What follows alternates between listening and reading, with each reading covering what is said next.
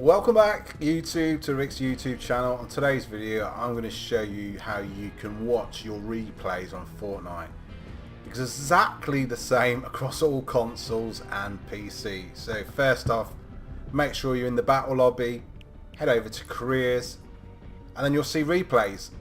Click replay and then you'll see your latest replays of when you exit the game. So once you've played a game and exit Fortnite, your replay will appear under replays. So go ahead, click on which one you want to do. If you want to save that one so you remember it, just put in whatever you want, press confirm,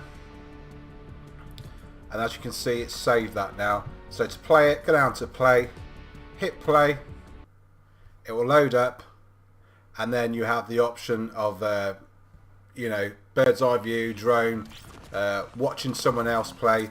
The list is endless. It's absolutely brilliant what you can do on the replay system. So that's basically, I'm sure you all know how to watch a replay, but if you don't, that's how you watch Fortnite replays.